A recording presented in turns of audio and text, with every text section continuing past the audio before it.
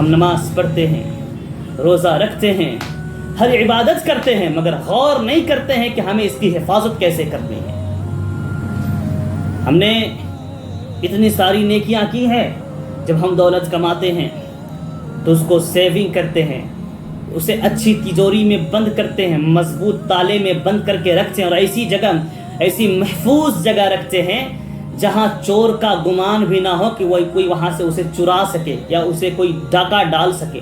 اس طرح سے ہم اس کی حفاظت کیا کرتے ہیں۔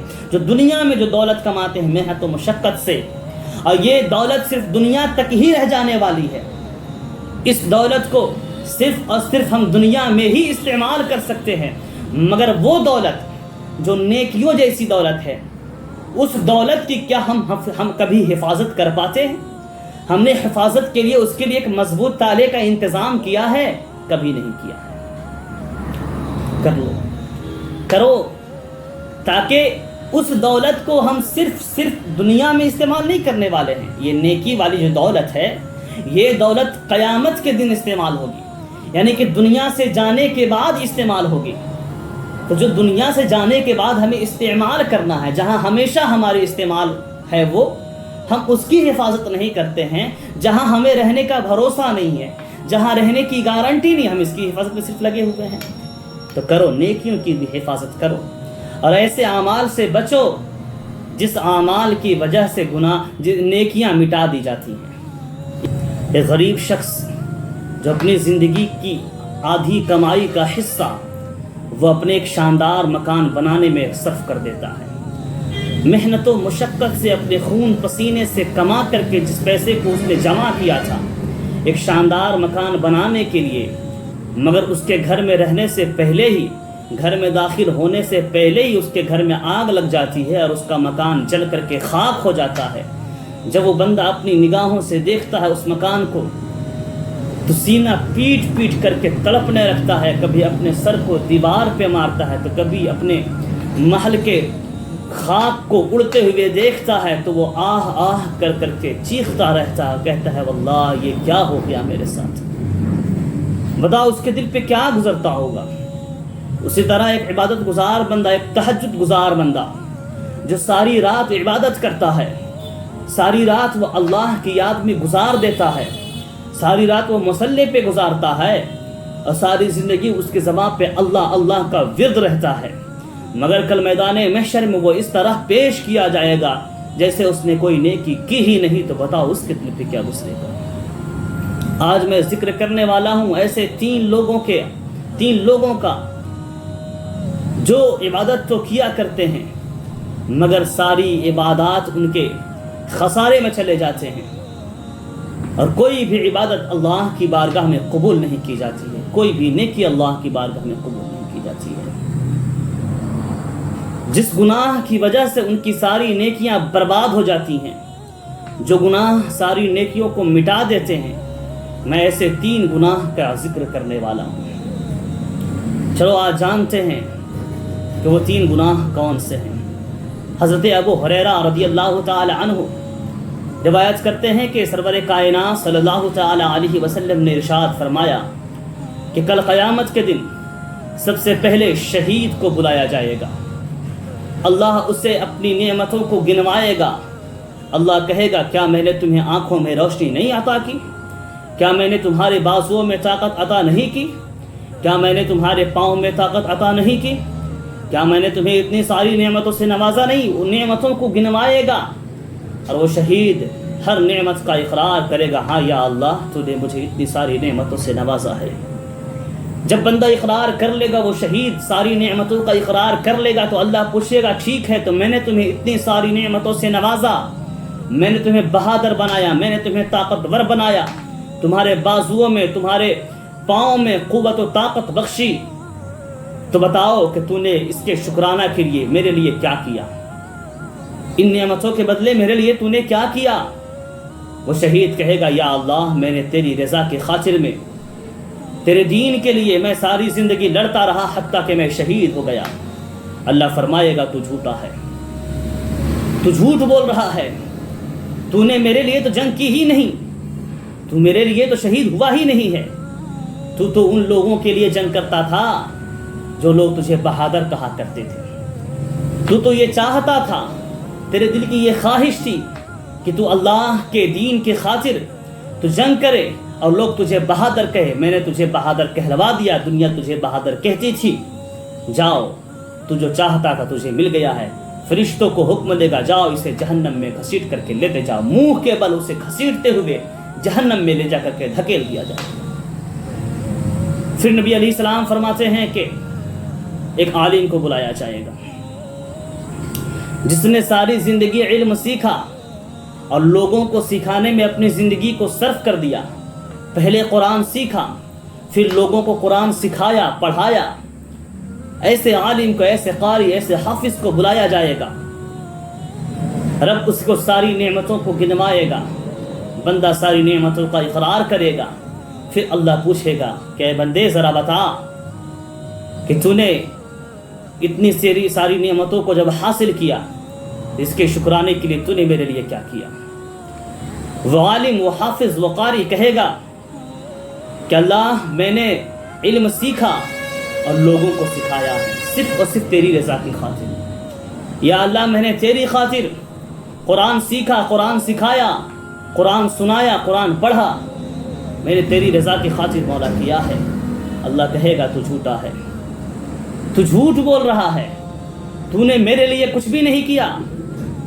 تو لوگوں کو جب قرآن سکھاتا تھا یا جب قرآن سناتا تھا تو تیرے دل میں یہ خواہش ہوا کرتی تھی کہ لوگ تجھے قاری کہے، میں نے تجھے قاری کہلوا دیا۔ تو یہ چاہتا تھا کہ لوگ تجھے عالم کہے، میں نے تجھے عالم کہلوا دیا۔ تو یہ چاہتا تھا کہ لوگ تجھے حافظ قرآن کہے، میں نے تجھے حافظ قرآن کہلوا دیا۔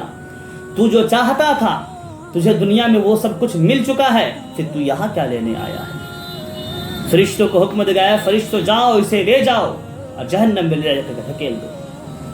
اللہ اللہ اللہ، فرشتے اسے بھی منہ کے بل گھسیٹتے ہوئے لے جا کر کے جہنم میں دھکیل دیں گے۔ پھر نبی علیہ السلام فرماتے ہیں تیسرے شخص کو بلایا جائے گا، اور وہ تیسرا شخص سخی ہوگا، یعنی دولت مند۔ اللہ نے جسے دولت سے نوازا تھا، خوب دولت بخشی تھی اسے، ایک امیر شخص کو بلایا جائے گا۔ اللہ اسے ساری نعمتوں کو گنوائے گا اور پھر اب پوچھے گا کہ اے بندے بتا، کیا میں نے تجھے اتنی ساری نعمتوں سے، کیا میں نے تجھے دولت نہیں دی؟ کہا یا اللہ تو نے مجھے دولت سے نوازا۔ پھر اب پوچھے گا، جب بندہ اقرار کر لے گا تو پوچھے گا تو بندے بتا کہ تو نے اس کے شکرانے کے لیے میرے لیے کیا کیا تھا؟ وہ بندہ عرض کرے گا یا اللہ اے میرے مولا، جب تو نے مجھے دولت سے نوازا تو میں غریبوں کو کھانا کھلایا کرتا تھا، مسکینوں کو کپڑا پہنایا کرتا تھا، غریب کی بیٹیوں کو شادیاں کرایا کرتا تھا، صرف اور صرف تیری رضا کی خاطر۔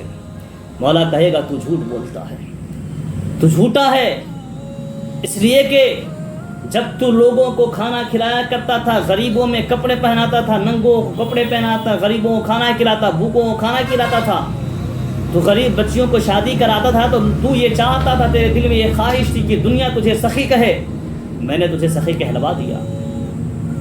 دنیا نے تجھے سخی کہا تو یہاں کیا لینے آیا ہے؟ فرشتوں کو حکم دے گا، اے فرشتوں جاؤ اسے جہنم میں لے جا کر کے دھکیل دو۔ فرشتے اسے بھی منہ کے بل گھسیٹتے ہوئے لے جائیں گے اور جہنم میں لے جا کر دھکیل دیں گے۔ اللہ اکبر۔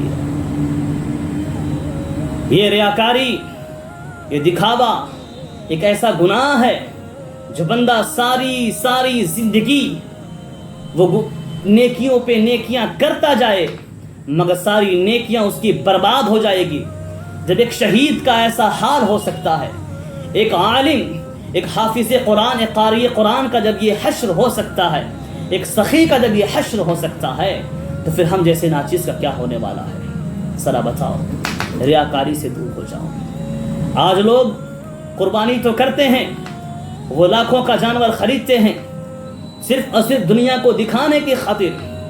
وہ چاہتے ہیں کہ دنیا مجھے دیکھ کر کے بہت بڑا عبادت گزار کہے، اور دنیا مجھے دیکھ کر کے واہ واہ کہے، میری شاباشی ہو، میری واہ واہی ہو، اور دنیا میں میری شہرت ہو جائے، میری عزت بڑھ جائے۔ اللہ تجھے ہر چیز سے نواز دے گا، یہاں تو تجھے ہر چیز مل جائے گی، تجھے یہاں عزت بھی مل جائے گی، تجھے یہاں شہرت بھی مل جائے گی، تیری واہ واہی بھی ہو جائے گی، مگر تجھے پتا نہیں تجھے یہاں سے بھی واپس جانا ہے۔ موت انسان کو مٹاتی نہیں ہے، بلکہ جب انسان کو موت آتی ہے تو بندہ آگے سفر طے کر لیتا ہے، وہ آگے کے سفر طے کر لیتا ہے، وہ قبر کے سفر میں چلا جاتا ہے، پھر حشر کے سفر میں چلا جائے گا۔ پھر کیا ہوگا بتاؤ ذرا۔ ریاکاری سے بچو، جو ریاکاری جو دکھاوے کے لیے قربانی کریں گے ان کی قربانی قبول نہیں کی جائے گی۔ کل میدان محشر میں وہ اس طرح سے پیش کیا جائے گا جیسے اس نے قربانی کی ہی نہیں تھی۔ اللہ اکبر، اللہ اکبر۔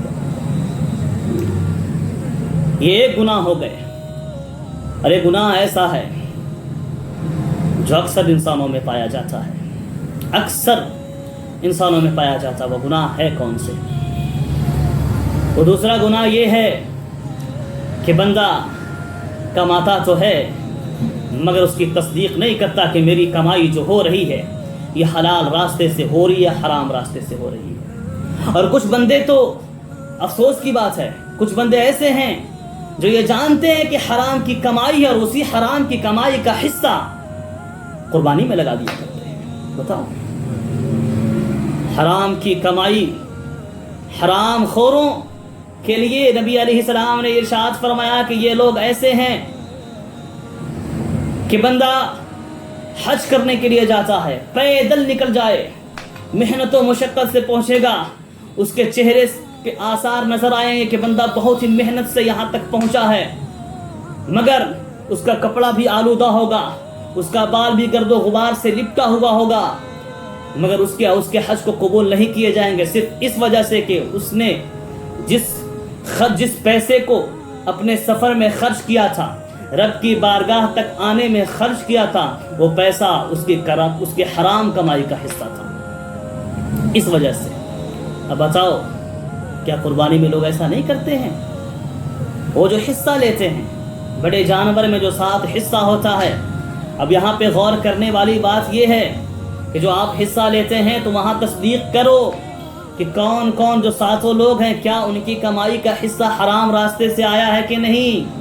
اگر وہ حرام راستے سے آیا ہے یا حلال راستے سے آیا ہے، اگر وہ 7 کا حصہ حلال والا ہوگا، یعنی حلال کمائی والا ہوگا، تبھی قربانی قبول کی جائے گی، ورنہ ان 7 میں سے ایک شخص کی بھی کمائی کا حصہ حرام راستے سے ہوگا، پورا جانور خراب ہو جائے گا، کسی کی بھی قربانی قبول نہیں کی جائے گی۔ اب بتاؤ، کیا کرتے ہو ایسا؟ کوئی ایسا نہیں کرتا ہے۔ یہ دوسرا گناہ ہو گیا۔ پہلا گناہ ریاکاری، دکھاوا کر کے قربانی نہ کرنا، تمہاری قربانی قبول نہیں کی جائے گی۔ دوسرا گناہ حرام کمائی کا حصہ اپنی قربانی کے جانور میں نہ لگانا، تمہاری قربانی قبول نہیں کی جائے گی۔ اور تیسرا گناہ بہت بڑا گناہ ہے، بہت بڑا گناہ ہے۔ وہ گناہ ایسا ہے جس نے شیطان کو شیطان بنا دیا، یعنی جو فرشتوں میں شمار کیا جاتا تھا، اس نے اتنی ساری عبادتیں کی تھی، اللہ کی اتنی عبادت کر لی تھی کہ اس کو فرشتوں میں شمار کر لیا گیا تھا، اور فرشتوں کا معلم بن بیٹھا تھا، فرشتوں کو تعلیم دیا کرتا تھا، مگر تا قیامت تک کے لیے، تا قیامت تک اس کے گلے میں لعنت کا پٹا ڈال دیا گیا۔ وہ کون سا گناہ تھا؟ تو وہ گناہ تکبر کا گناہ تھا، خود کو بڑا ثابت کرنا اور سامنے والے کو حقیر سمجھنا، نیچا سمجھنا، ایسی سوچ کو تکبر کہتے ہیں۔